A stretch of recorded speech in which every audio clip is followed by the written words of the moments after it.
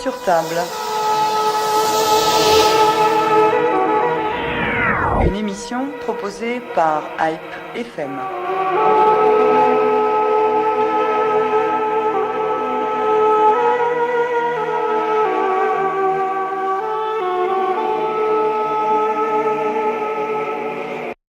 L'Arménie est devenue ces dernières années une destination touristique de plus en plus prisée et les derniers grands événements qui ont attiré l'attention sur le pays ont renforcé cette tendance. On pense bien sûr au sommet de la francophonie de l'automne dernier, auquel ont pris part des chefs d'État et de gouvernement du monde entier, au premier rang desquels le président français Emmanuel Macron.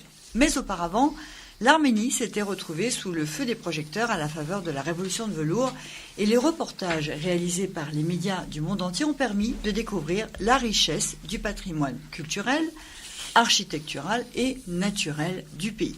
À la faveur de ces récents bouleversements politiques, l'Arménie s'est même vue décerner le titre de pays de l'année par le magazine The Economist. Autant d'éléments qui ont largement contribué à attirer l'attention des touristes à la recherche de destinations originales, insolites et riches en émotions. Nous allons voir ce matin dans notre émission sur Carte sur table quelles sont les possibilités qui s'offrent aux candidats au voyage en Arménie en compagnie de deux invités. Samvel Tatoyan de l'agence Sabératour, bonjour. Bonjour. Et Vartan Kaprielian, président de l'Office du tourisme d'Arménie, bonjour. Bonjour Asmik. Alors le tourisme est souvent un secteur clé de l'économie d'un pays et sans doute encore plus pour l'Arménie où l'accent a été mis ces dernières années pour développer les infrastructures de ce secteur.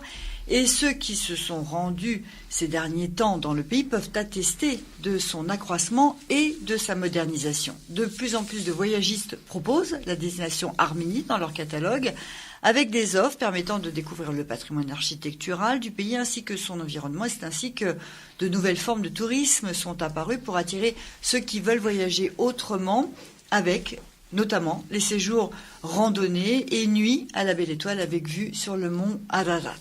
Sans plus attendre, je vais donc donner la parole aux spécialistes. Et tout d'abord, un petit retour en chiffres pour commencer. Vartan Kaprielian, combien de visiteurs recensés en Arménie ces 10 dernières années et a-t-on assisté à une recrudescence depuis l'été 2018, c'est-à-dire après l'arrivée à la tête de l'État de Nikol Pachinian? Bonjour à tous d'abord. Et effectivement, depuis 10 ans, on voit que année après année, selon les années, il y a une augmentation. On a parlé une année de 21%, mais généralement on est entre 10 et 15% selon les années. Donc c'est une montée en puissance du tourisme arménien. C'est vrai qu'on vient de loin parce que dans les années 90, le tourisme et l'Arménie, sauf pour certains pays comme la Russie, les pays de l'ex-bloc soviétique, mais pour l'Europe, pour l'Asie, la Chine, voire même l'Iran, l'Arménie c'était pas une destination connue, prisé. Donc, de plus en plus, on voit cette montée en puissance pour arriver cette année à un chiffre d'environ 1,6 million et quelques mille touristes venus du monde entier, ce qui représente, si je ne me trompe pas, 11 à 12% de croissance par rapport à l'année 2017. Et pour répondre à votre question par rapport à la révolution de velours, est-ce que ça a engendré? J'ai du mal à vous dire que ça a été une cause ou un frein. En tout cas, l'année 2018, c'était une bonne année pour les raisons que vous avez évoquées, les différents événements qui ont marqué les esprits, le temps en Arménie, avec la francophonie, un peu moins pour Yerepouni 2800e anniversaire, parce que ça n'a pas finalement été un grand événement. Ça pourrait l'être. Il y avait aussi toute la période du 28 mai, le centenaire de la Première République d'Arménie, plus pour les Arméniens que pour les touristes étrangers. Mais ce sont aussi des touristes. Alors, Samvel Tatoyan, même question. Est-ce que vous avez constaté une augmentation du nombre de touristes au moment et après la révolution de velours? Vartan a très bien expliqué en ce qui concerne l'augmentation du tourisme en Arménie ces dernières années. Je vais parler de ce qu'on a fait en 2018, Sabératour. Ça sera beaucoup plus simple et plus clair pour nos auditeurs. C'était une bonne année pour Sabératour. On a une augmentation à peu près de 15 à 20% de nombre de touristes qu'on a envoyés en Arménie. Cela veut dire, ça vient justement confirmer ce qu'a dit Vartan. J'ai remarqué que d'autres tours opérateurs voyagistes français aussi ont augmenté le flux touristique vers l'Arménie. Je vais quand même mettre un petit... c'est vrai que la révolution de velours, je ne pense pas que ça a causé vraiment un problème. Au contraire. Au contraire, oui. Ça a peut-être même favorisé. Sans compter Charles Aznavour, le décès de Charles Aznavour. Oui. Parce qu'il y a eu aussi une publicité, c'était une révolution vraiment sans violence, sans comment on peut dire, sans qu'une goutte d'eau soit versée, sans qu'une goutte de sang, de sang soit versée, et ça a favorisé, je pense. En tout cas, ça n'a pas freiné le développement du tourisme. J'ai remarqué ces dernières années, ces 2-3 dernières années, il y a beaucoup de voyagistes qui font des voyages spécialisés, c'est-à-dire des randonnées. Oui. Il y a une nette augmentation à l'ordre de 30-40%. Même en hiver, comme je vous ai dit tout à l'heure, il y a une augmentation des gens qui font des skis hors piste. D'accord. Donc ça devient une destination prisée par les skieurs. Prisée même en hiver, parce que le problème du tourisme en Arménie, c'est l'hiver. Alors justement, on va revenir dans le détail. Il y a tous les freins, il y a tout ce qui empêche les touristes d'affluer en masse. Mais là, évidemment, à la faveur de l'actualité, la première question qu'on se posait, de votre point de vue justement de spécialiste et de voyagiste, si vous aviez constaté une demande plus importante pour les billets d'avion, les séjours, de gens qui ont peut-être l'habitude d'aller en Arménie régulièrement, mais qui là voulaient absolument être sur place à la dernière minute. Est-ce que vous avez senti un engouement particulier? C'était ça la question de départ. En 2018, oui. En 2018, oui. Et cette année aussi, là déjà, on commence à avoir mal à trouver des billets pour l'été 2019. Et ça, c'est nouveau? Ça, c'est nouveau. D'accord, donc là, on est au mois d'avril. Et d'habitude, au mois d'avril... Au mois d'avril, on peut trouver des billets au mois de juin, juillet ou août. D'accord. Même septembre. Okay. Et là... Même septembre, cette année, on a déjà des difficultés. Bon, alors, pourquoi? Comment on l'explique ça? Je pense que le transport aérien ne suit pas autant. Ah oui, c'est un manque d'offres. D'offres et de demandes. De places. D'accord. De places. Alors, pourquoi? Parce que des liaisons ont été fermées, parce que les billets sont... Il a une position monopole, on peut dire, sauf il y a maintenant une compagnie qui s'appelle Armenia qui fait de Lyon 2 vols par semaine en été et en hiver 1 vol par semaine. Mais il y a un gros problème avec l'aérien. D'accord, donc ça c'est un frein au développement du tourisme. Ça, alors comment on peut répondre? Un véritable frein. Ouais. Comment on pallie ce problème alors? Alors c'est vrai que c'est le gros problème pour l'instant. Pour la France en tout cas. Pour la France. Et je dois vous dire une annonce très importante et positive, c'est que on était dans les années précédentes aux alentours de 15 000 voyageurs français par an. On est monté à 18, 19, 20 000, 21 000 dans les dernières années, avec une baisse aussi en 2015, alors que c'était l'année du centenaire du génocide. Bref, cette année, donc 2018, on a une augmentation de 26% du nombre de voyageurs français, selon les statistiques obtenues de la part des autorités d'Arménie spécialisées. On est passé de 21 000 à peu près. Pas loin. Non, pas du tout. Non, donc c'est exact. Il y a eu une recrudescence de demandes et une augmentation de voyageurs. Alors, la francophonie peut-être qu'a absorbé une partie de ces 5-6 000 voyageurs de plus, mais tout le monde n'est pas parti pour la francophonie. Ouais. Ou alors on peut dire que les partis, enfin les délégations officielles étaient depuis la France très très peu nombreuses pour partir pour la francophonie. Le reste, c'est la population qui a voulu à ce moment-là être en Arménie. Ouais. Mais pour le reste, ça s'est répandu sur l'ensemble de l'année ou presque, parce que ce qu'il faut dire, c'est que aujourd'hui, contrairement à il y a 10 ans par exemple, on ne part plus en Arménie en juillet et août. On commence à partir en Arménie. Alors, je ne parle pas de la période du 24 avril qui a ces pèlerins, si je puis dire, mais aussi en avril, on y va pour des vacances. On commence à réfléchir à choisir les vacances de printemps pour partir un petit peu aussi en famille, parce que c'est une bonne période. Et puis les gens comprennent aussi que l'été il fait un peu chaud, pourquoi ne pas partir un peu avant. Septembre, octobre, ça devient très agréable. Et ce qui est très important, c'est que le bouche à oreille fonctionne très bien. Pas seulement au niveau du public, du grand public, mais aussi au niveau des professionnels. Aujourd'hui, le nombre de professionnels, comme Samuel vient de le dire, est en augmentation, mais nous, à l'Office de tourisme, on reçoit tous les jours des mails ou des appels. Tous les jours, sauf peut-être quelques exceptions, mais je peux dire presque tous les jours. Une partie minime de ces mails, de ces demandes, de ces requêtes, viennent des agences de voyage ou surtout de tour opérateurs. Donc, il y a des gens qui veulent programmer, encore la semaine dernière, encore la semaine d'avant, ils veulent programmer l'Arménie et c'est pas encore dans leur catalogue. Il y a des gens qui regroupent on va dire c'est un réseau d'agences, 20-25 agences, et nous, en tant qu'office de tourisme, on va leur faire une présentation d'1 heure ou de 45 minutes de l'Arménie avec des images, en répondant à certaines questions. Donc, il y a un intérêt pour l'Arménie que je peux expliquer par un fait très simple. Aucun signe de mécontentement de la part des clients, des voyageurs qui partent en Arménie.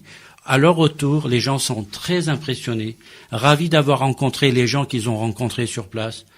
On va pas reparler de l'hospitalisé, ou pourquoi pas, reparlons de l'hospitalisé des Arméniens. Tout ça, ça compte beaucoup. Et dans un territoire si petit, faire autant de choses, c'est assez exceptionnel. Alors, on va revenir à ce que vous venez de dire, mais je voudrais faire une parenthèse, que vous parlez de l'Office du tourisme. Vous dites, nous recevons des demandes, donc ça veut dire que les gens s'adressent à vous pour avoir des renseignements concernant le voyage en Arménie. D'habitude, les offices du tourisme sont en quelque sorte des antennes de l'État dont ils assurent la promotion. Est-ce que c'est le cas pour vous ? Est-ce que votre office du tourisme, celui que vous dirigez, Vatan Kaprelian, est une annexe, comme par exemple l'office du tourisme de Turquie, devant lequel nous allons manifester le 24 avril, est une annexe de l'ambassade de Turquie? Est-ce que vous êtes une annexe de l'ambassade d'Arménie? On peut pas le prendre comme ça. C'est-à-dire que l'Arménie n'a pas d'office de tourisme à l'extérieur. Déjà, on va dire que l'Arménie n'a pas vraiment un office de tourisme à l'intérieur. Pour quelle raison? Pour une raison très simple. D'abord budgétaire. Deuxièmement, de conception. Non pas parce qu'ils ne veulent pas développer le tourisme, bien au contraire, toutes les ambitions sont là pour les annonces. Et il y a certains faits aussi, il y a un travail qui a été fait pendant ces dernières années. Mais la vision du développement du tourisme n'est pas comme nous on l'entend ici et pour lequel on a monté cet office de tourisme. Mais on n'arrête pas de dire que le tourisme c'est l'or blanc entre guillemets, enfin l'or transparent des pays qui n'ont rien d'autre à proposer. C'est le cas de l'Arménie. Comment se fait-il que l'État ne mette pas l'accent alors qu'il ne cesse de dire qu'il faut développer le tourisme? Et vous êtes financé par qui à l'arrivée? Alors nous, étant donné que nous avons la chambre de commerce que je représente de la République d'Arménie en France, nous avons à un moment donné, dans les années 2015-2016, décidé d'accélérer notre contribution et nous avons vu que la Chambre de commerce ne donnait pas autant de résultats pour des raisons parce que le pays est petit, le marché est petit, l'ouverture vers ces pays de l'Asie n'était pas au rendez-vous encore. Donc pour faire quelque chose, on a décidé de nous concentrer sur deux secteurs, les technologies de l'information et le tourisme. Et le tourisme d'abord. Et on a considéré que on a un produit qui s'appelle l'Arménie, qui est là, qui est beau, qui est vraiment très beau. Et preuve en est ce que je disais tout à l'heure, c'est les répercussions, les impressions des voyageurs français et non français. Donc on a ce produit. Que faire pour le développer? Et quel est le rôle de la diaspora, si ce n'est aider l'Arménie en venant en appui de ce que l'Arménie ne peut pas faire? Mais nous, en tant qu'office de tourisme, on est en lien direct depuis notre création avec les ministres et les ministères de l'économie de chaque période, avec les responsables du comité d'État du tourisme. Et donc, nous sommes reconnus comme étant en quelque sorte, une vitrine, une antenne, sans que le lien soit organique avec une institution, un Donc, ministère. Non officiel, mais indispensable. Non, je dirais officiel, puisque nous sommes Non officiel ici, dans le sens issus, non gouvernemental, mais non gouvernemental, indispensable. issu de la Chambre de commerce, non gouvernemental. Et vous avez raison, et je m'en souviens, et que notre modèle, qui est avec beaucoup de modestie, je le dis, nous avons pu, année après année, beaucoup n'y croyaient pas, nous avons cru en la nécessité et en notre capacité de monter ce projet. Aujourd'hui, on a un office de tourisme qui est sollicité, je vous le dis, tous les jours par des gens. Oui. Nous sommes référencés sur les sites internet, sur Google et ailleurs, et on nous trouve très facilement, et nous faisons partie de l'ADONET, c'est-à-dire du groupement des offices de tourisme étrangers en France, ce qui nous donne un accès à des journalistes, à des appuis, à des ouvertures D'accord. et à une reconnaissance. Et d'autres offices du tourisme existent d'Arménie en diaspora ailleurs? Malheureusement, non. Nous sommes le seul. Donc c'est le seul pays, la Le France, seul pays. où il y a un office du tourisme Exact. d'Arménie.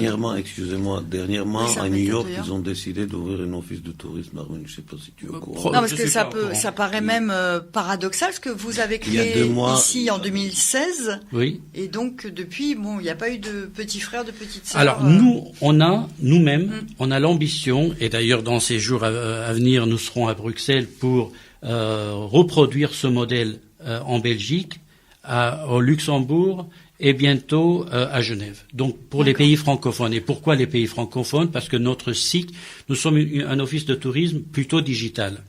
Donc tout est fait en français pour les pays francophones, et je peux même vous dire, mais je veux pas donner l'impression qu'on fait des choses et on parle aussi pour parler, mais il y a des gens, même d'Afrique, qui nous sollicitent parce qu'on est une vitrine, la seule qui existe en français. Alors, Samuel Tatoyan, avant la création de l'Office du tourisme d'Arménie, votre agence Aberratour, c'était un peu l'Office du tourisme qui ne disait pas son nom, parce que vous étiez la référence pour le tourisme en Arménie.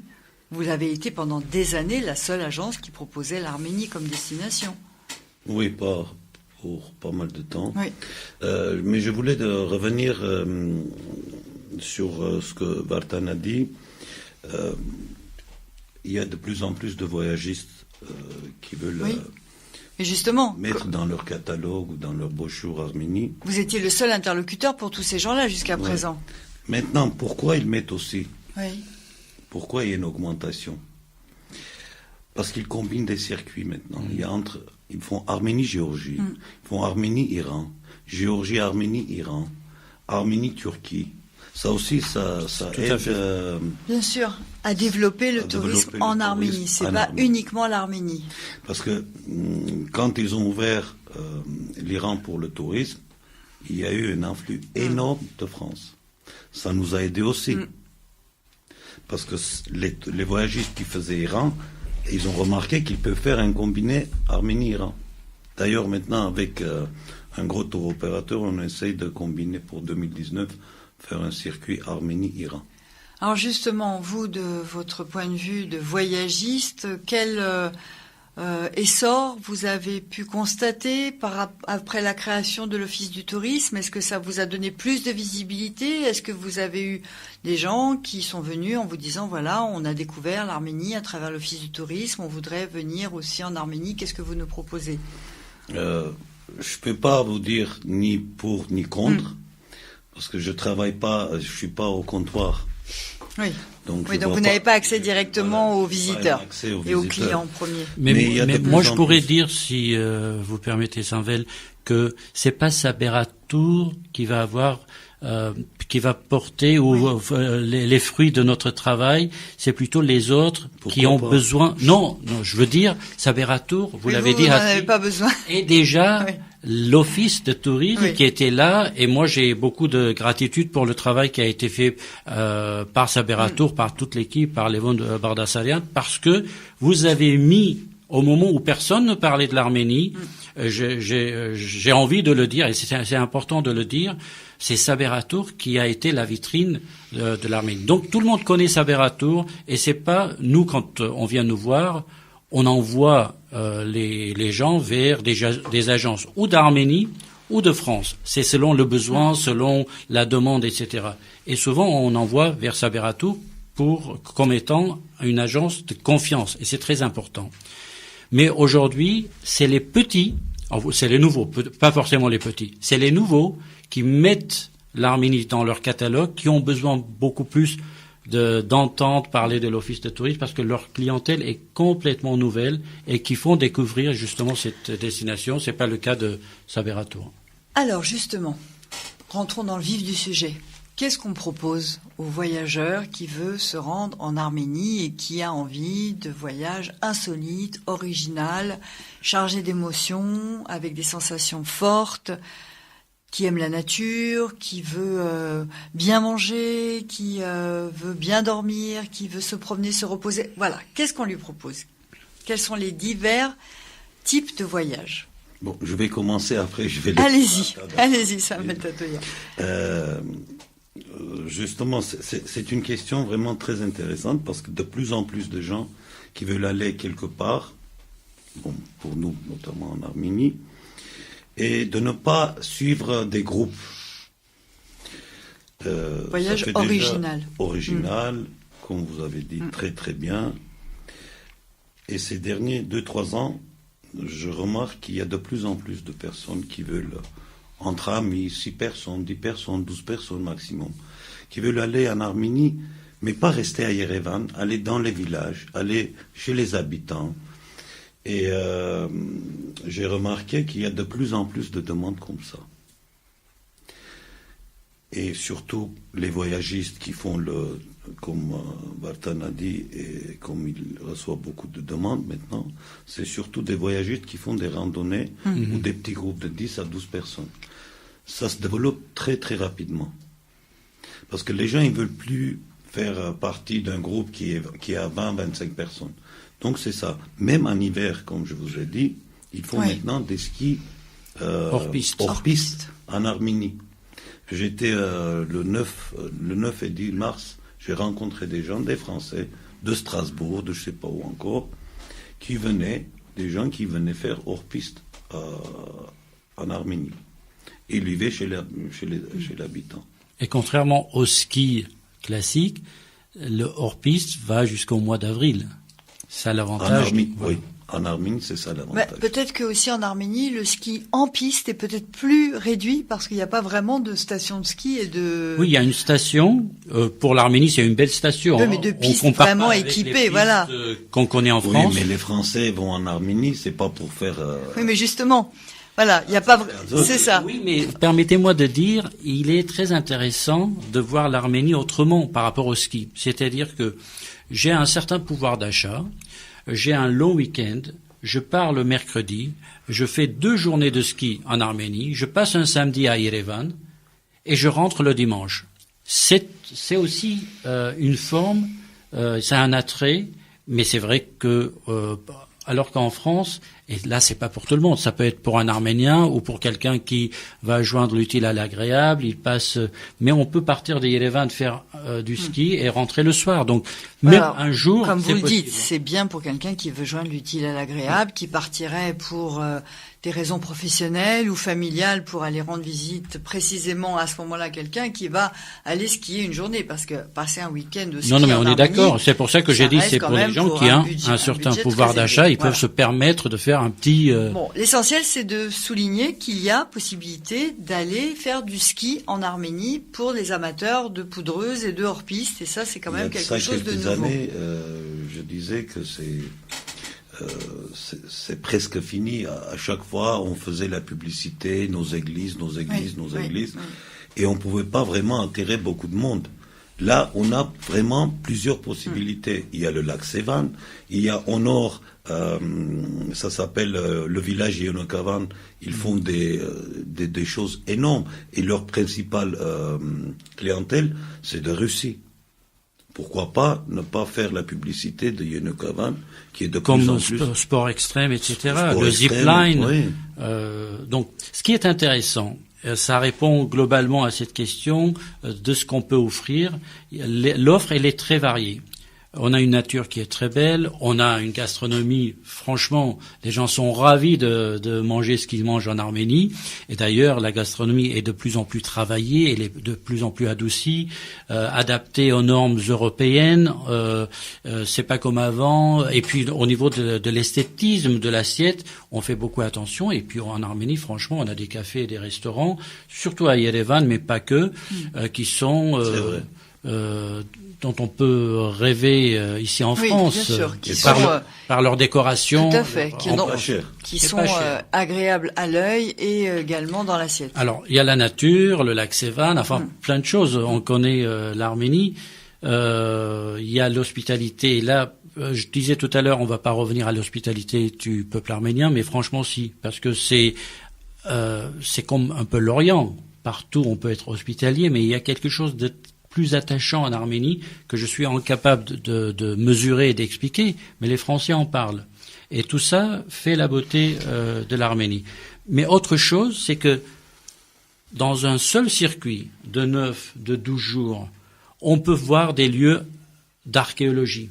On peut aller voir la chaussure la plus ancienne au monde qui a été découverte il y a quelques années. On peut aller faire de la dégustation de vin ou de cognac en visitant les usines de vin et de cognac. C'est pour les Français, et le Français est un touriste exigeant.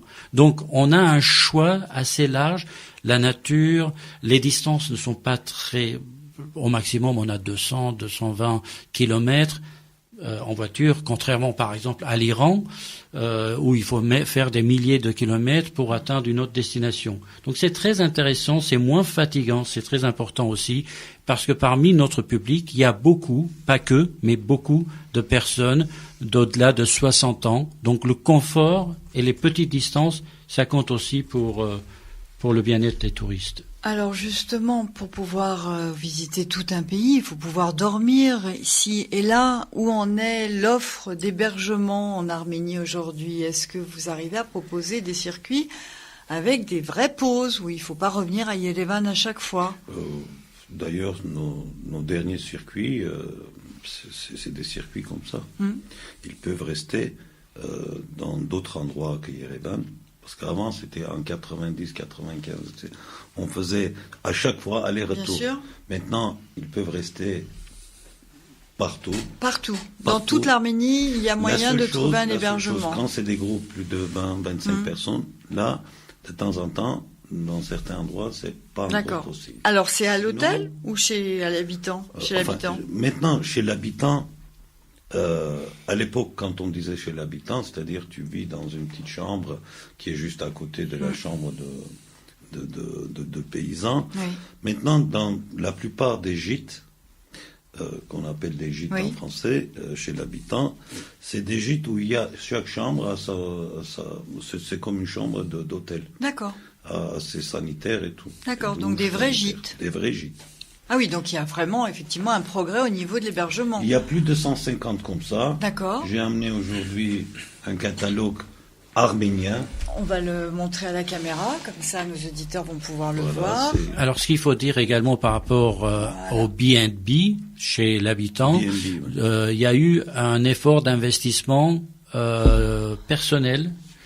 Les premiers ont commencé il y a quelques années à améliorer l'état d'une chambre, ajouter les toilettes à côté. Ils ont vu qu'ils arrivaient à louer ça à 5000 trams, puis 7000 trams. Ils ont préparé une deuxième chambre et le voisin il a commencé à faire pareil. Et de village en village, ça s'est répandu. Et aujourd'hui, dans partout ou presque partout en Arménie, on peut trouver. C'est pour ça que je dis les Français, les touristes français me disent parfois, on a été accueillis chaleureusement le premier jour, deuxième jour, on s'est séparés en larmes. C'est-à-dire qu'il y a quelque chose d'exceptionnel dans la relation et dans l'hospitalité de ces gens qui accueillent les touristes.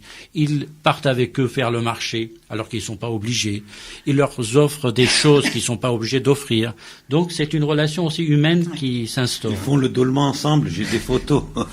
Donc l'organisme des gîtes d'Arménie s'appelle Parikalust, ça veut bien dire ce que ça veut dire. Donc en fait c'est le Airbnb à l'arménienne. C'est grâce aussi à des associations comme Afrat en France qui les a aidés justement pour mettre en place. C'est comme les Gîtes de France. Ouais. Ils ont leur logo. C'est ça, ils ont leur logo. Et ils donnent leur logo si personne, si c'est chez l'habitant, il a certains critères. S'il rentre dans ces critères, il a le logo. Voilà. C'est une garantie du respect de normes qui sont parlantes pour les voyageurs venus de France, en fait. Donc, c'est le catalogue des chambres d'hôtes en Arménie. On peut se le procurer où, Saint-Bétatoyan, chez vous? À Yerevan. D'accord, à Yerevan. Bon, on peut peut-être trouver ça sur Internet, Mais la liste. Fournir pour que nous proposions. Oui, Voilà. Je vais demander Bon, vous vous mettez d'accord. L'Office du tourisme aura à disposition des auditeurs qui souhaitent trouver une chambre d'hôte en Arménie, la liste. Parce que je vais vous dire, très souvent, on reçoit des lettres, surtout de personnes âgées, on va dire, qui veulent aller en Arménie, mais qui savent pas se servir forcément d'Internet et qui nous demandent d'envoyer des catalogues, des cartes de Yerevan ou de l'Arménie. Et on en a, mais ça commence à nous manquer. Donc tout ce qu'on peut avoir, c'est au service justement des voyageurs à venir en Arménie pour leur donner de la documentation. Bon, donc l'Office du Maintenant, tourisme. tout est digital, c'est vrai. Oui. Ils veulent plus maintenant faire des catalogues. Non, il y a dans certains cas, Oui. et nous, notre site, tout est imprimable. On a un bouton sur le site qui permet d'imprimer en couleur ou en noir et blanc les pages, chaque page de chaque forteresse, de chaque musée, de chaque galerie. Bien sûr. Tout le contenu est Mais imprimable. il faut encore des documents à l'ancienne, entre guillemets, Oui. si on peut dire, où on déplie sa carte, où on a un Tout à catalogue comme celui-là. Et j'avoue que ce catalogue, je le feuillette là pendant que vous parlez, messieurs. Et moi, ça y est, je suis partie. J'ai choisi d'aller chez Yvette à Garni. Voilà, chez Yvette, c'est elle qui est maintenant la présidente de l'association. Ah c'était un hasard. Elle est très très actif et Bon, je recommande. Alors, je tombe sur une page d'Ilijan. Alors, d'Ilijan, ça a été un des endroits qui a connu l'essor le plus occidental, j'ai envie de dire. c'est la Suisse. Voilà, de par la conception des hôtels, des restaurants avec spa, etc. On a assisté vraiment à du tourisme haut de gamme. Est-ce que c'est vraiment du tourisme haut de gamme dans le sens portefeuille, j'ai envie de dire? Est-ce qu'il est accessible au plus grand nombre ou ça reste quand même des lieux touristiques réservés aux plus aisés? Parce que Si je peux me permettre, le tourisme en Arménie, c'est pas un tourisme cher. Il y a le billet d'avion d'un côté, les hôtels de l'autre, et puis tout le reste. Si on n'a pas le budget, les gîtes, c'est l'idéal. D'ailleurs, c'est plus amusant. C'est plus agréable, on découvre autre chose que des chambres d'hôtel. Mais bon, il y a des gens qui veulent aller à l'hôtel. Il y a des hôtels aussi pas chers. oui, non, mais je Pas parlais cher du précisément de Dilijan parce qu'on a pu voir des images d'hôtels fabuleux avec des paysages magnifiques qui donnent l'impression qu'on est carrément dans un monde enchanté. Je parle pas comme organisateur du tourisme, mais comme un peu parce que l'écologie à Dilijan souffre beaucoup. D'accord. Donc ça veut dire que il y a des conséquences sur l'environnement, le développement Par exemple, du tourisme. Par exemple, à Yonikovan, ils ont commencé à faire, mais il faut pas développer trop non plus. Chaque chose, il faut faire. Bien sûr. Mais alors, comment on fait pour éviter justement que en poursuivant un but tout à fait légitime de développer le tourisme, on nuise finalement au patrimoine, à la richesse et à la raison d'être de se rendre en Arménie? Il faut une organisation. Moi, je pense que le problème vient de l'État arménien dans les années 90. Quand vous voyez la situation à Yerevan, on a construit un Yerevan neuf qui personnellement, moi, me plaît. C'est moderne. On a besoin aussi d'un centre-ville moderne, etc. Mais on aurait pu concevoir un Yerevan avec moins de bâtiments, avec moins de béton, avec moins d'étages, avec un cadre donnant un esprit de Yerevan. Je dis pas forcément ancien, mais créer un nouveau Yerevan, mais avec une harmonie totale entre les rues, les bâtiments, quand on a une vue générale. Donc, on a raté ce rendez-vous avec l'urbanisme d'Yerevan. Aujourd'hui, il ne faut pas rater le rendez-vous avec l'écologie et la sauvegarde de la beauté de ces endroits-là. Moi, je viens du Liban, je suis né là-bas et je vois des collines qui sont plus des collines. Il y a que du béton, alors que c'était une belle colline toute verte avant. Ben oui. Et je veux pas que l'Arménie fasse la même chose. Et ça peut se faire si on en est d'abord conscient, si on sonne si on tire la sonnette d'alarme et on alerte les autorités, chacun de nous, qu'on est contre cette multiplication de lieux de tourisme au détriment de la nature. Parce que dans le long terme, c'est la nature qui nous sauvera. Alors justement, la nature, on a parlé des randonnées en montagne. Est-ce qu'il y a aussi des randonnées dans les forêts? Je pense notamment à la forêt de la région, vous allez m'aider, de Choslov, voilà, qui est une forêt qui date de l'époque du roi Choslov, justement, donc je ne sais plus de quel siècle, vous allez peut-être m'aider. Non donc, je ne sais plus, 11e siècle, on va dire, au moins de cette époque-là. Est-ce qu'il y a aussi des destinations... Non, Choslov, c'est interdit. C'est interdit. Donc c'est quand même préservé. C'est un parc national. Une réserve nationale. Oui. Donc malgré tout, voilà, il n'y a pas une volonté à tout prix d'utiliser tous les filons pour attirer les touristes. On respecte la nature. Si je peux me permettre, Choslov, c'est à part, parce que Choslov, c'est une réserve. Bon, moi, je parle maintenant en tant que géographe. Oui. Choslov, c'est une réserve où tout l'écosystème a été préservé. Donc, il ne laisse pas, très peu maintenant, l'intervention humaine, si je peux dire. D'autant plus qu'il y a eu un très grave incendie. Par contre, pour les randonnées, il y a des pistes à Dilijan, dans la région de Dilijan. Il y a des pistes dans la région de Yeregnazor et de Vaik, et de Sunik. Très peu maintenant. J'ai rencontré dernièrement une fille que j'ai oublié le nom, je suis désolé, qui a même organisé avec l'aide de Levon Bardasarian à la Maison de la Culture arménienne à Rue Bleue. Il a fait une intervention là-dessus. Elle fait partie d'une association de randonneurs. Elle vit à Paris et à Londres. Et ce qu'il a dit, c'était très intéressant. Il y a beaucoup de pistes de randonnée en Géorgie, beaucoup plus, 3 fois plus qu'en Arménie. Et maintenant, elle fait de sorte, avec plusieurs associations, pour qu'on puisse faire plusieurs pistes en Arménie. Et développer un vrai réseau de randonnées pédestres. Oui. Est-ce qu'il y a... Ça doit être, comment on dit ça, Vartan, les pistes où ils peuvent appeler, etc. Il y a certaines choses, Oui, les réseaux de randonnée, comme en France, les GR, avec les couleurs, etc., bien homologués aux normes, etc. Exactement. Tout à fait. Et est-ce qu'il y a aussi des réseaux de randonnée à vélo? Parce que ça aussi, c'est un tourisme qui se développe de plus en plus. Parce que nous avons des agences autour de nous qui proposent des circuits à vélo. Oui. Des circuits à cheval, mais ça peut ne pas être un circuit complètement à vélo ou complètement à cheval.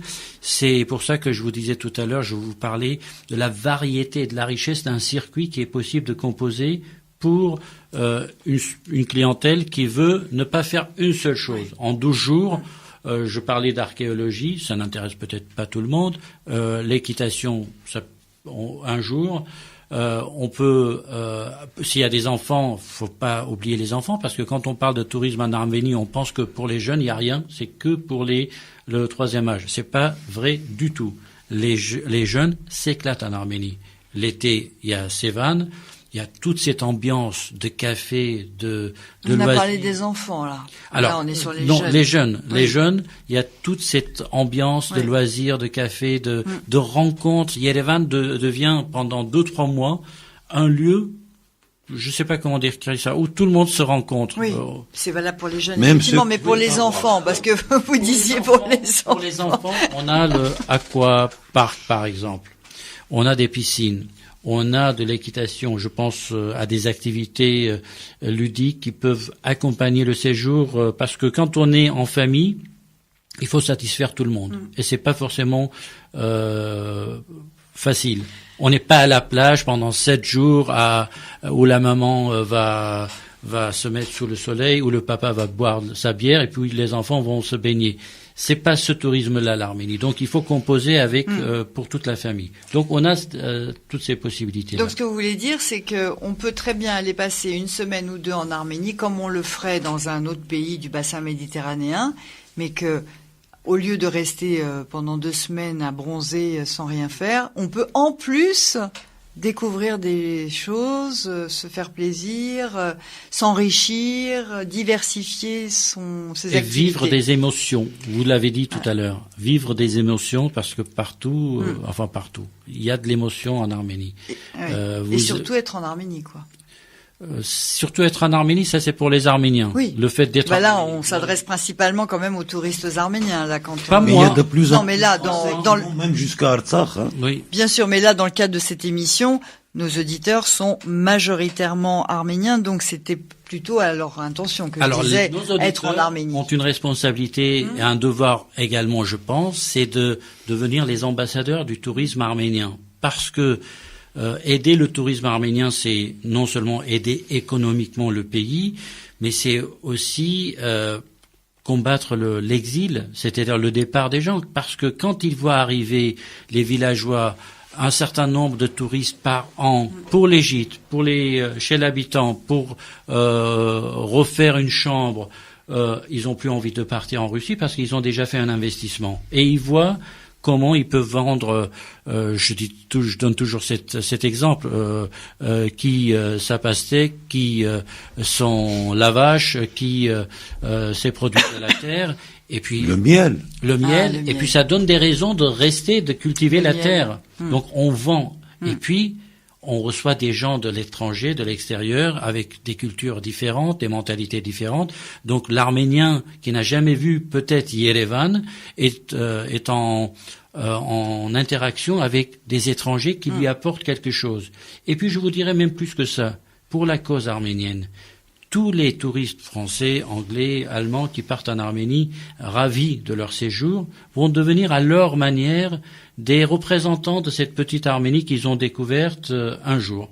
Et à leur tour, ils vont parler de la gastronomie arménienne, ils vont parler de l'histoire du peuple arménien, de la chaleur humaine, et puis tout ça c'est positif pour nous tous. Donc encourager le tourisme, ça a une portée au-delà de l'aspect purement économique. Alors on parlait tout à l'heure des retours des touristes. Aucun touriste, à votre connaissance, n'est revenu insatisfait d'Arménie, déçu. Vous-même, vous êtes confronté à des clients, des touristes depuis des dizaines d'années. Est-ce que vous avez rencontré un touriste insatisfait? Non, d'Arménie, des Arméniens sur place ou des prestations, non. De temps en temps, ça arrive, il y a une valise qui n'arrive pas, ou il y a l'avion qui est en retard. Mais ça, c'est de votre Moi, faute. j'ai eu une contestation, par exemple. C'est de votre faute. C'est pas de la faute de l'Arménie. Oui, mais j'ai une contestation très importante qui m'a marqué quand ça a été dit. Et c'est vrai, la personne avait raison. C'est Benjamin Martini qui a été envoyé. Nous avons, en tant qu'office de tourisme, également financé le voyage de ces deux personnes. C'est l'équipe Tolt qui a sorti une vidéo au mois de novembre 2018. Ne partez pas en Arménie, mais le contenu disait tout le contraire, parce que ils font une série de films. Ne partez pas au Liban, ne partez pas en Géorgie, ne partez pas, etc. Oui, c'est un titre accrocheur. Voilà. Donc à son retour, Benjamin, qui a fait un super film à mon avis, il m'a dit il y a un problème en Arménie, c'est que les sacs en plastique sont partout. Et ça, c'est un problème. Et moi, j'étais heureux d'entendre cette critique parce que il faut qu'on parle de tout ce qui ne va pas. C'était en tant qu'office de tourisme, il faut pas qu'on donne une image qui n'est pas réelle. Alors, je suis pas sûr que les auditeurs aient compris quand vous dites les sacs plastiques sont partout, c'est qu'il y a un problème de pollution environnementale. Oui, voilà. Oui, tout à fait. Voilà. Donc, et j'étais ravi quand le Premier ministre Nicole Pachinian et beaucoup de gens en Arménie ont fait cette journée de, comment on va appeler ça, de nettoyage. Oui. Nettoyage de la nature. Ça fait déjà 3 ans qu'on parle de ça. Mais... Alors, je précise quand même que les sacs en plastique sont interdits. Ils vont être interdits bientôt officiellement. Officiellement voilà. En Arménie. En Arménie, oui, comme en France. Comme en France, oui. Où ils ne sont toujours pas interdits. C'est une parenthèse. C'est-à-dire que c'est interdit, mais ça continue à circuler. Donc, effectivement, il est bien que l'Arménie se mette un peu aux normes environnementales et peut-être que le nombre de touristes augmentant, il y a une façon de vivre occidentale dans le bon sens du terme, cette fois, qui va pouvoir essaimer, apporter un exemple en disant... De moins en moins de gens en Arménie qui jettent la cigarette ou une bouteille d'eau de leur fenêtre de leur voiture. Il y en a toujours, mais de moins en moins. Et quand on voit quelqu'un le faire, on le filme, on le met sur Facebook et tout le monde critique. Et donc il y a une prise de conscience par rapport à un comportement qu'il faudra avoir dans le pays. Plus rapide qu'ici, en tout cas. Oui, Et beaucoup plus rapide. Oui. Mais Vartan, ce qu'il disait pour les Oui. sacs plastiques sont partout. Dans la nature, tu vois, il y a des sacs plastiques. Il y a l'arbre, sur l'arbre, il y a, je sais pas, un millier de sacs plastiques. C'est ça qu'il parlait, Vartan. Oui, bien donc sûr. ça, c'est l'autre tâche qu'il faudra... Donc profiter de l'expansion du tourisme Si on pour... commence par des trucs négatifs, je peux vous dire, hein. Il y a les routes aussi qu'il faut refaire. On commence pas, on continue. On est en train Oui, effectivement on de continue. faire un peu le point sur les choses qui sont négatives entre guillemets quand on arrive dans un pays qui malgré tout est encore en reconstruction permanente. Il ne peut pas y avoir une réussite parfaite. Le réseau routier, c'est la chose la plus difficile et la plus chère, ce qui coûte le plus dans le budget de l'État. Trois principales. Premier, c'est stratégique, surtout pour l'Arménie. Deuxième, c'est pour développer l'industrie et les relations commerciales entre les régions. Et troisième, pour le tourisme. Bien sûr, bien sûr. Alors justement. Or, jusqu'à maintenant, bon, à part Kirkoyan qui avait financé à l'époque, maintenant ça commence à se dégrader, il y a personne qui fait. Alors le week-end dernier, le Premier ministre est allé à Gümri à bord du train électrique qui relie désormais Yerevan à Gümri en 2h10. C'est 110 km, Yerevan-Gümri. En voiture, c'est 1h10, 1h15. Bon, 1h30. Donc c'est plus long en train? C'est plus long. Ah oui, parce qu'il y a des arrêts. Non, c'est direct. C'est lent. C'est pas le TGV, hein. Non, mais... Non, mais ça parce peut que- être agréable, non, mais ça parce peut qu'il y a être un des voyage a- agréable. parce qu'il y a Il faut des- avoir envie de consacrer du temps, mais ça peut être un choix. Donc, à s'ils développer. veulent- il y a une autre question pour le train. Si c'est en 1h ou 45 minutes, c'est mieux. Pourquoi? Parce qu'ils veulent maintenant que Gyumri devienne Oui. un hub, un aéroport important. S'ils veulent que ça soit comme ça, ainsi, donc il faut que le train soit Aille plus rapide. vite, voilà. Alors, sans parler de la rapidité, admettons que c'est pas rapide, mais que malgré tout, 2 heures, c'est à peu près l'équivalent. Pensons à toutes ces personnes qui n'ont pas de voiture ou qui ont du matériel à déplacer. On en a plus, vu. c'est pas cher, hein. Non, mais on en a vu des gens qui prennent le car et qui ensuite marchent avec leur pactage pendant des kilomètres et des kilomètres. Tout le monde n'a pas de voiture non plus encore Oui, mais là, vous aujourd'hui parlez en de la Arménie. population. Oui, On ne parle pas des touristes. Ce sont deux approches différentes. bien sûr. Alors de la moi, je dois population. dire que pour ceux qui ont connu l'Arménie dans les années C'est 90, dans une autre émission. voilà, pour ceux qui ont connu l'Arménie dans les années 90, l'état des routes est considérablement amélioré. Oui. Alors c'est vrai qu'il y a des dégradations parce que c'est normal. Tous les ans. Après Bien l'hiver, sûr, tous les ans. bien sûr, mais on a des routes qui mènent vers le nord qui sont plus les routes des années 90. On a des routes qui mènent vers le Rarapar et moi je dois insister que dans notre approche en tant qu'office de tourisme de l'Arménie, le Rarapar est entièrement présent dans notre catalogue sur le site destination arménie.fr. Il y a les hôtels du Rarapar, il y a les B&B du Rarapar, il y a les lieux à visiter au Rarapar, il y a les cafés du Rarapar. Donc on n'écarte pas le Rarapar de notre vision de l'Arménie. Et puis les gens le prendront comme ils l'entendent. Pour nous, le Rarapar et l'Arménie, c'est une entité qui vont... Martin, tu as passé à une autre chose maintenant. Non, mais ce que je veux dire, les routes qui mènent vers le Rarapar... Non, parce que je pouvais dire... Oui, parce qu'on était, Samuel Tazouyan parlait d'autre chose, là, du transport. Non, parce que, non, je voulais continuer justement ce qu'il vient Oui. de dire, Vartan. Maintenant, il y a une deuxième route. Bien Oui, sûr. pour relier l'Arménie à l'Artsakh. Donc, il y a, donc les touristes aussi, comme les gens, ils peuvent passer par Vardenis, le sud de lac Sevan, aller au Rarapar et revenir de Goris, Oui. de Sunik. Et d'ailleurs, nous, on propose, Donc, faire je dois dire, un vrai une circuit. personne seule qui veut partir en Arménie, au téléphone, on lui expliquait, Madame, vous pouvez faire le Rarapar, on lui explique ce que c'est le Rarapar, et vous pouvez faire le Rarapar, justement, par le sud, et puis on remonte Ou vers le vice-versa. Sevan, etc. Et vous passez 2-3 jours, pas plus, au Rarapar, parce qu'il faut dire qu'au Rarapar, on peut pas passer 15 jours, parce qu'il n'y a pas autant d'activités qu'à Yerevan ou qu'en Arménie, d'une manière générale. Donc, on parle de la beauté du Rarapar. C'est vrai que le Rarapar, c'est encore un autre joyau. Architectural, de la nature, du de la- patrimoine et de nature, oui, Oui. pour l'instant très préservé. Alors, avec le recul, là, l'Office du tourisme a 3 ans, donc vous disiez, il ne se passe pas une journée sans que l'on soit contacté par des candidats au voyage. Mais quelle image vous donnez aujourd'hui de l'Arménie? Comment le pays se positionne? Est-ce que vous avez des retours, cette fois-ci, plus au niveau des officiels, j'ai envie de dire, de l'État, des régions, des collectivités? D'Arménie ou de France? De France. Alors, les collectivités, l'État, je peux pas dire qu'il y a une vraie réaction, il y a une interaction, pas encore. Notre tâche est, depuis 2-3 ans, d'envoyer des newsletters à des entreprises c'est des hommes et des femmes, pour inciter aussi ce qu'on appelle le MICE, c'est-à-dire les voyages d'affaires, d'entreprises, de séjours de groupes, de gens d'entreprise, mais du vrai tourisme, où ils passent peut-être une demi-journée de conférence et tout le reste, c'est des séjours très courts. Donc on développe ça, on encourage à développer cela.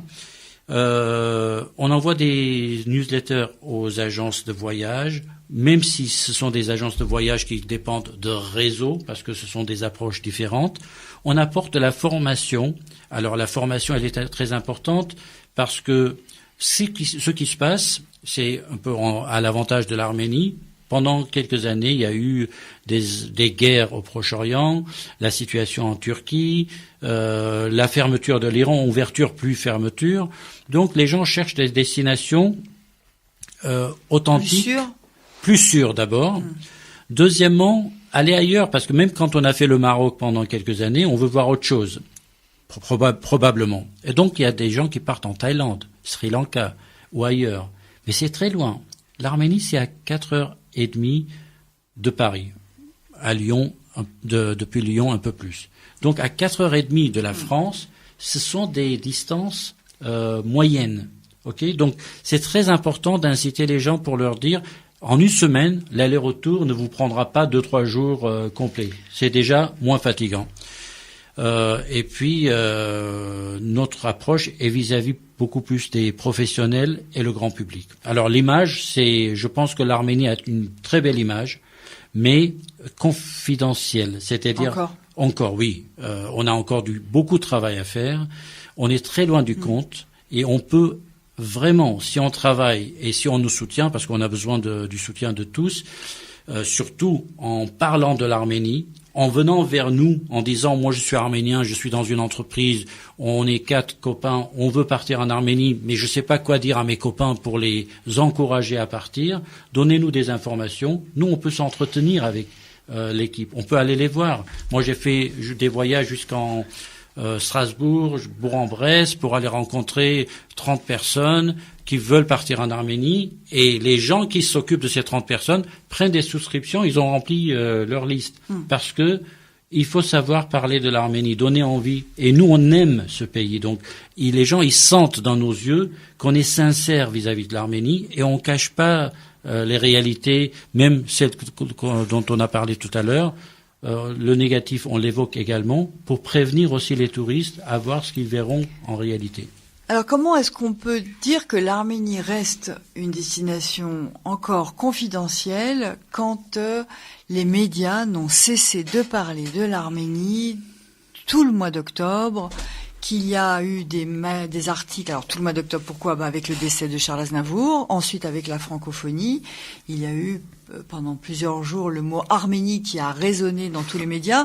Il y a eu le magazine Géo, il y a eu le Nouvel Économiste, donc qui a décerné le titre de pays de l'année à l'Arménie. Il y a la chaîne américaine CNN qui a décerné qui a dit que l'Arménie était l'une des randonnées les plus prisées pour des destinations les plus prisées pour les randonnées sur une liste de 25 pays. Bon, l'Arménie ne cesse d'être mise en avant depuis, on va dire 1 an, pour ne dire qu'1 an, mais ça fait plus longtemps que ça.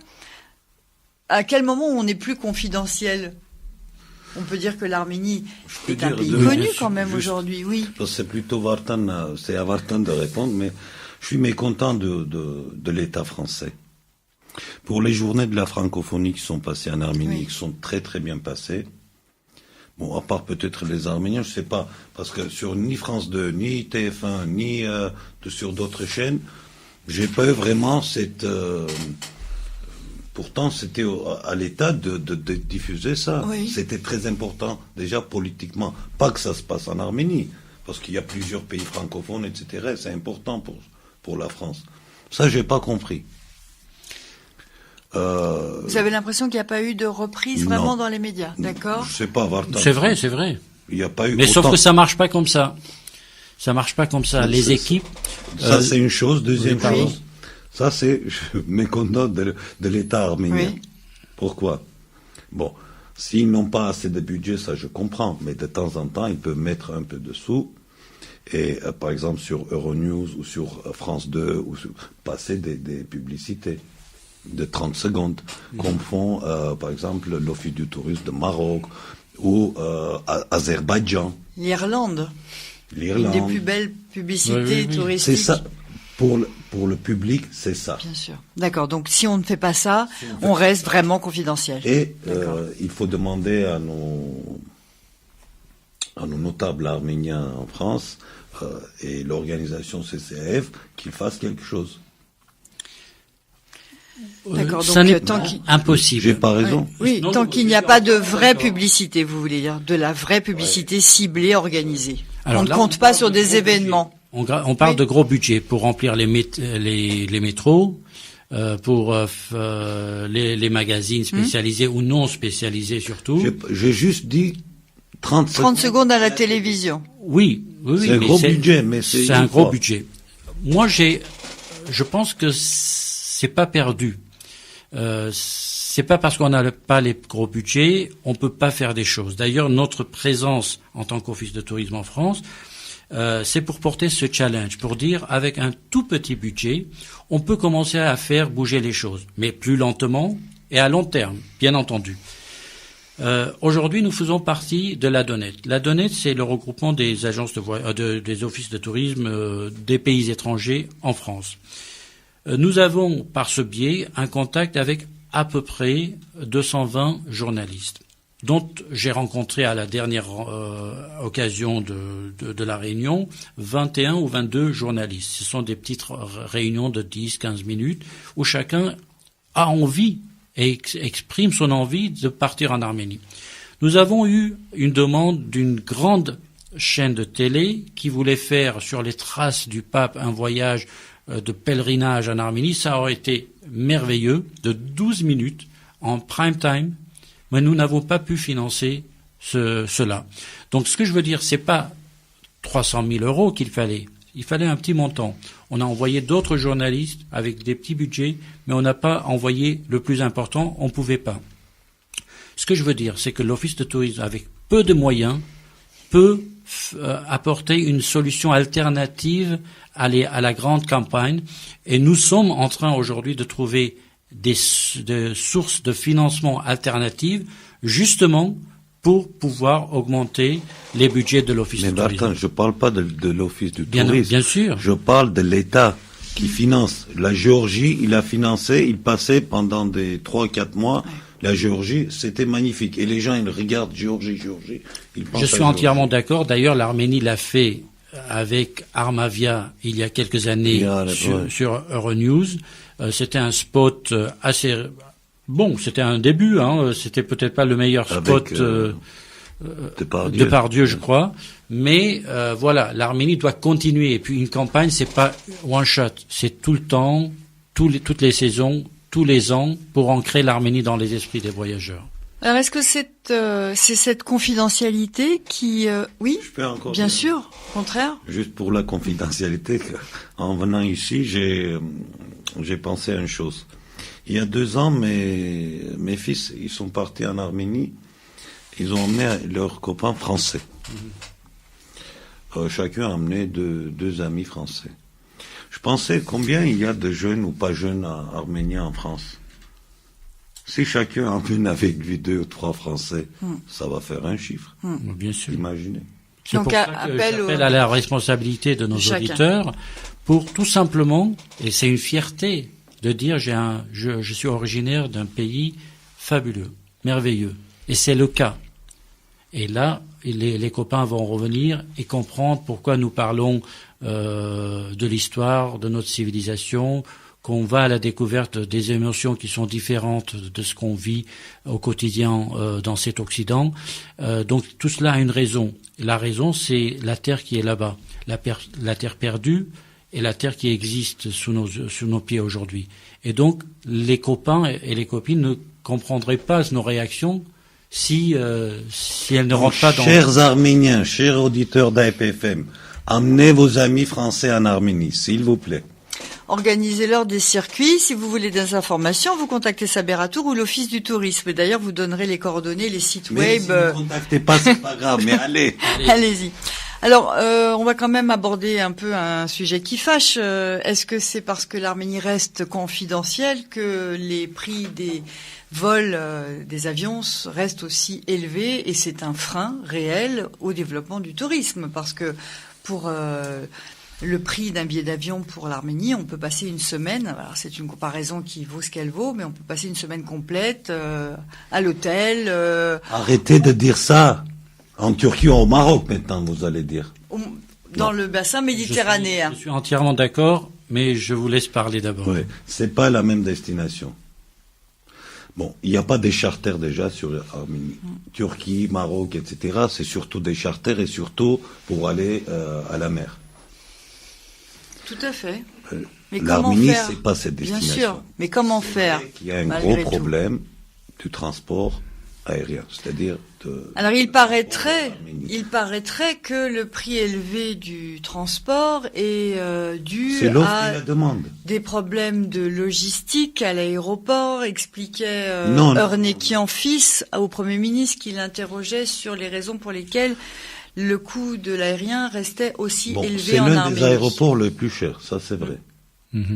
Ça, c'est vrai. Mais dû à un monopole sur le carburant, selon Eurnekian fils, parce que je sais plus comment c'est son prénom, parce que son père c'était Eduardo, mais lui je sais plus comment il s'appelle. C'est son grand-oncle. Non, c'est pas son fils. Il n'a pas d'enfant. D'accord. Donc Eurnekian, qui s'occupe aujourd'hui de l'aéroport, justifierait les tarifs très élevés de la structure par un monopole sur les carburants. Alors, vous qui êtes en première ligne, maintenant il n'y a pas de monopole.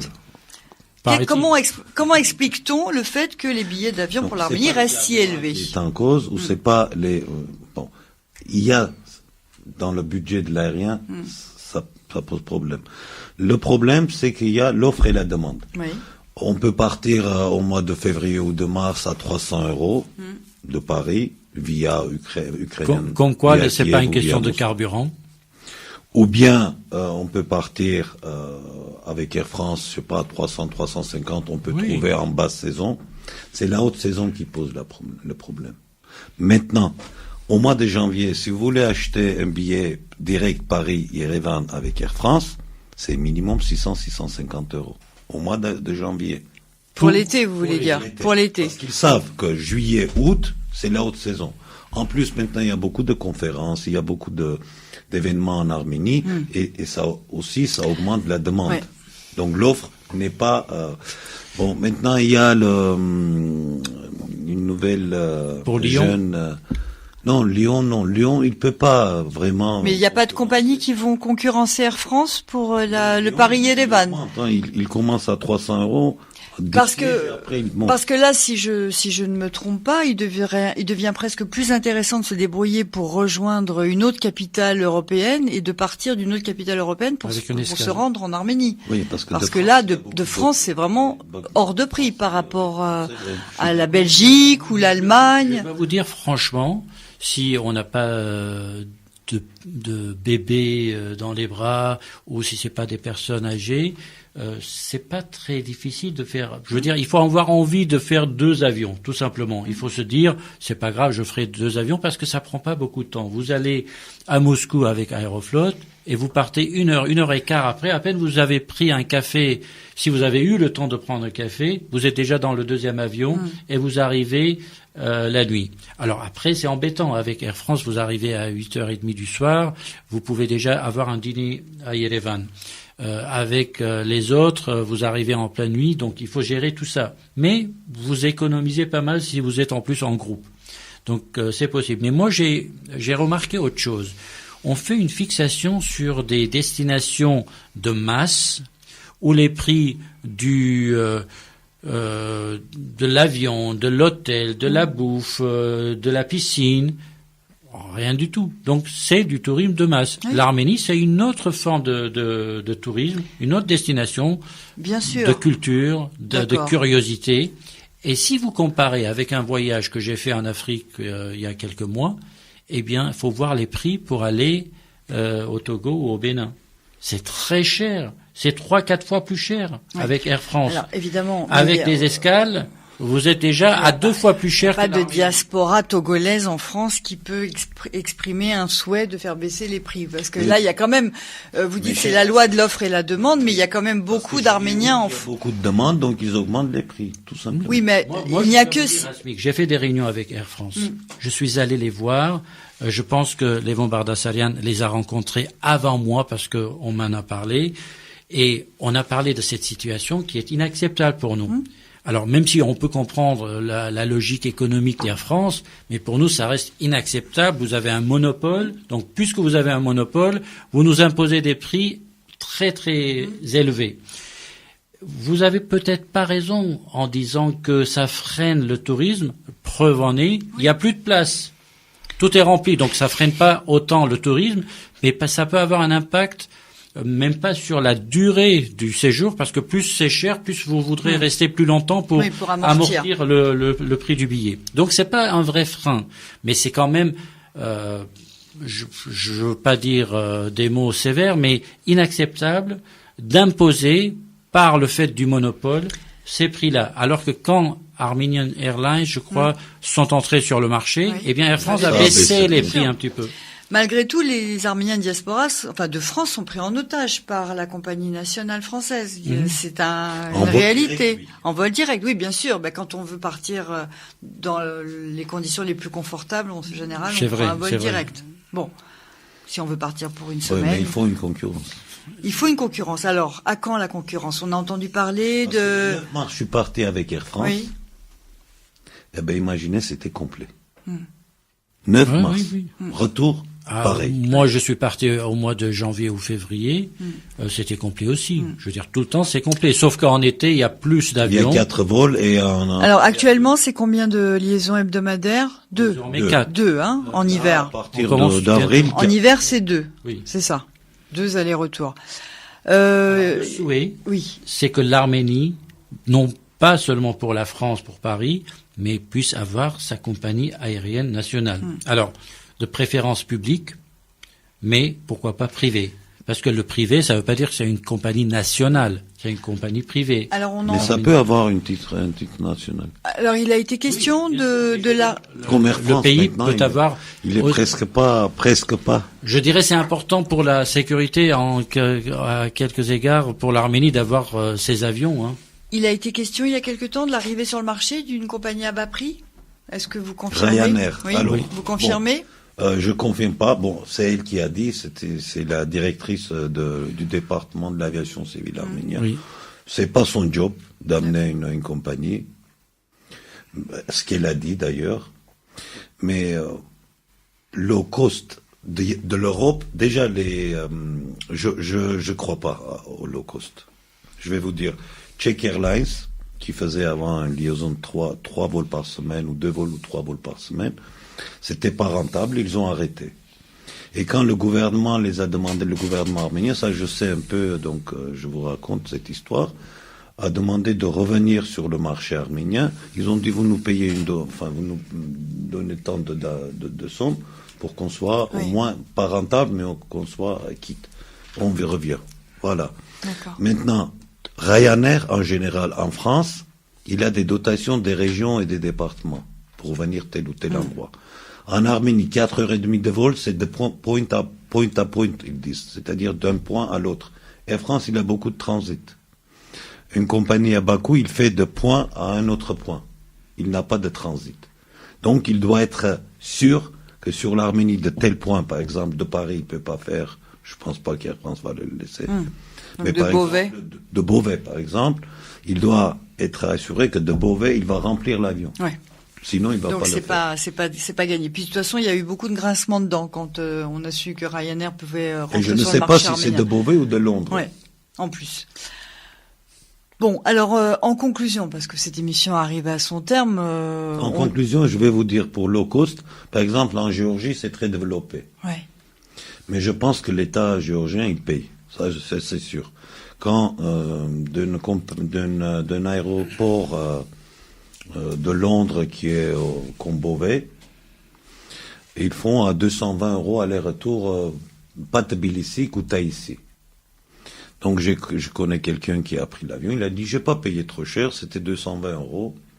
J'ai dit mais où tu habites à Londres, tu as payé le train jusqu'à l'aéroport Bien combien? sûr. 150 aller et 150 retour. Ah oui, donc ça revient au même. Pareil à Koutaïssi, il faut aller à Tbilissi. Bien sûr. Évidemment.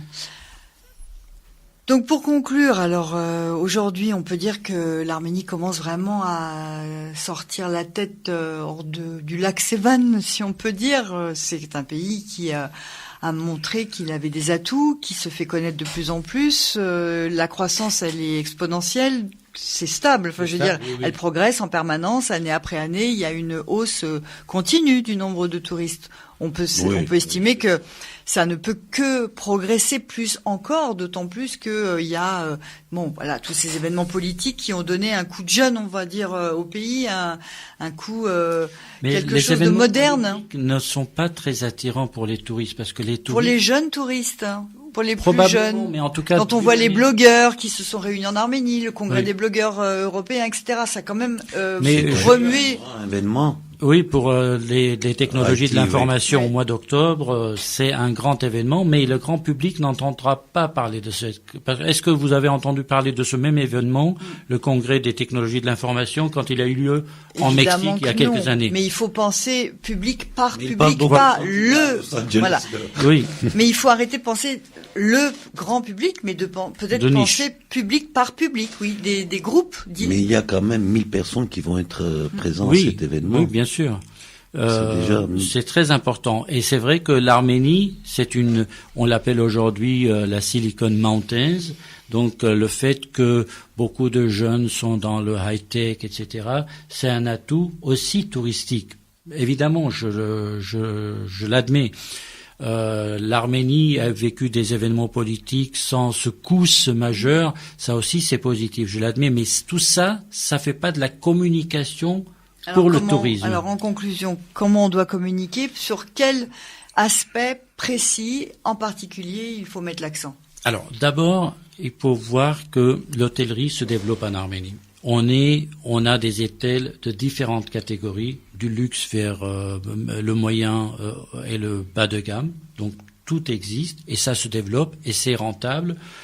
Je pense que c'est rentable. J'ai pas de chiffres, je le dis comme ça, mais s'il y a de plus en plus d'hôtels, c'est qu'il y a une raison à cela, c'est l'augmentation du nombre de touristes. Donc, on a tous les avantages qu'on a cités tout à l'heure.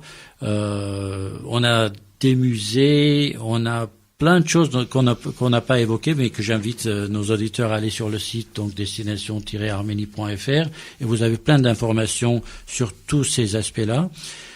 Qu'est-ce qu'il faut faire? Moi, je pense que si, un peu partout dans la diaspora, comme Saint-Vel le disait tout à l'heure, si chacun de nous fait un voyage tous les 2 ans, on amène des copains et des copines, on incite la famille à se retrouver. Regardez, moi j'ai vécu une expérience extraordinaire avec nos camarades de classe d'il y a 38 ans, on s'est retrouvés grâce à Facebook. On est tous en contact aujourd'hui. Et pour l'année prochaine, on programme de se retrouver tous où? Il y en a qui sont à Los Angeles, il y en a qui sont à Boston, il y en a qui sont toujours au Liban, d'autres sont en Australie. On va tous se retrouver en Arménie. Donc, nous sommes les ambassadeurs du tourisme arménien. Et par ce fait, on vit un moment de plaisir et on contribue au développement du pays. C'est très important. Quand on me pose la question, pourquoi j'ai initié l'Office de tourisme en Arménie? Est-ce que c'est notre rôle? Pourquoi l'État ne le ferait pas? Qui est l'État si ce n'est pas nous? Il y a des soldats en Arménie, il y a des gens qui travaillent en Arménie, il y a des ouvriers en Arménie, il y a des paysans en Arménie. Et cette Arménie-là a la chance d'avoir une diaspora. Que fait la diaspora? Que doit faire la diaspora? Il n'y a pas que le tourisme, il y a la culture, il y a la science, il y a plein de choses. Mais le tourisme, c'est la voie la plus facile et la plus agréable. Franchement, Pas besoin de mettre 3 millions d'euros pour faire de la communication sur l'Arménie. 10%, 5% de ce montant, on ferait des miracles. Franchement. Et on développe ça dans plusieurs pays. Donc la diaspora a un rôle. Mais l'Arménie, c'est elle qui a le premier rôle, c'est de concevoir le tourisme différemment. Vous avez parlé de la Géorgie, ils sont à 6 millions de visiteurs, pas de vrais touristes, de visiteurs. Même les passants, les gens qui sont de passage par la Géorgie, ils les considèrent comme des touristes. Mais peu importe, ils ont compris qu'investir sur le tourisme, ça rapporte en argent réel qui rentre dans le pays, ça rapporte parce que les entreprises qui travaillent payent des taxes au gouvernement, donc ça rapporte. L'Arménie doit comprendre que on n'attend pas les touristes venir, on va aller les chercher. Pour aller les chercher, il faut investir. C'est le plus grand investissement possible, pas en termes de montant, c'est des petits investissements, mais c'est l'investissement le plus important que l'Arménie peut faire en 5 ans pour augmenter. Et puis les touristes, c'est des futurs entrepreneurs et investisseurs également. Samuel Tatoyan, après cette démonstration de Valtin Caprielian, un dernier mot? Je suis optimiste. De toute façon, on n'a pas de choix. Il faut développer le tourisme. Et quand je vais maintenant dans les villages, chez l'habitant, et je vois comment les gens ils restent dans leur pays au lieu d'aller en Russie ou ailleurs pour trouver un travail, et ils travaillent même s'ils gagnent pas beaucoup. Bon, d'ailleurs, même ailleurs, ils savent pas s'ils vont gagner ou ils vont perdre. Tout à fait. Et avec d'autres problèmes aussi. Et ils sont contents. Donc, aller en Arménie, ça aide la population à rester sur place. Bien sûr, on y va et et eux, ils restent en Arménie. Comme ça, on peut y retourner et retrouver les mêmes gîtes et les mêmes personnes l'année d'après. Écoutez, aujourd'hui, il nous faut que l'Arménie puisse avoir pas 3 millions, mais 4 millions, 5 millions, 6 millions. Je parle pas de l'Artsakh, on n'est pas dans une autre émission, mais il nous faut développer le tourisme et autre chose pour que les gens restent sur place, pour qu'ils se marient sur place, ils aient l'enfant sur place. C'est comme ça qu'on peut survivre. Alors, un dernier mot. Un dernier mot, c'est un point crucial. Le tourisme, c'est aussi une manière d'aider à ce que les gens restent, à ce que les gens aussi retournent, pour ceux qui sont partis d'Arménie, mais également à ce que les gens de la diaspora qui partent en Arménie trouvent un travail lié probablement au tourisme et qui remplissent l'Arménie, parce que c'est une question stratégique pour nous de lutter contre l'exode et de faire ce qu'on appelle nous le Hayrena Tartution, le retour au pays. Donc, alors, Tebi Ergir, donc sera le mot de la fin de cette émission. Pour cet été, vous avez dit que c'était complet, donc il faut y aller à pied, à cheval, en vélo, en bateau. Mais bon, tous les chemins mènent à Yerevan, on va dire ça comme ça, et on souhaite bon voyage à ceux de nos auditeurs qui partiront cette année. Donc, si vous voulez plus de renseignements, vous allez sur le site de l'Office du Tourisme, destination-arménie.fr, c'est ça ? Destination-arménie.fr ou sur celui de l'agence Saberatour. Saberatour.fr. Saberatour.fr. Si vous tapez sur Google Destination Arménie, tout simplement, vous nous retrouverez. Vous trouverez. Et si vous permettez, je termine par une annonce, parce que l'Office de Tourisme, justement, organise la semaine prochaine, le 20 avril, c'est dans une semaine, à 8h du soir à 20h, à Clamart, Théâtre Jean Harpe, une représentation de Valtin Petrosian. Donc, soyez très nombreux à encourager ce brillant artiste qu'on aime beaucoup, qu'on admire, et c'est l'Office de tourisme qui n'est pas forcément dans son rôle de le faire, mais agence de spectacle aussi. Non, pas du tout. C'est exceptionnel. D'accord. Et ça nous permet aussi nous de nous retrouver aussi financièrement avec cette opération. Mais c'est surtout pour encourager Valtin Petrosian, qui avait été emprisonné, comme nos éditeurs le savent, ceux qui ont suivi l'actualité. Et avec qui on va avoir justement beaucoup d'émotions et beaucoup de rire durant ce spectacle. C'est noté. Samuel Tatoyan, un grand merci d'avoir été avec nous aujourd'hui pour parler du tourisme en Arménie. Donc vous représentiez l'agence Saberatour. Valtin Caprielian aujourd'hui avec votre casquette de responsable président de l'Office du tourisme d'Arménie. Merci à vous également. Il a plusieurs casquettes, hein. Plusieurs casquettes. ça lui tient chaud comme ça l'hiver pour aller skier, faire du hors-piste en Arménie. Merci à nos éditeurs de nous avoir suivis. Bonne journée et à très bientôt. Merci. Au revoir. Au revoir.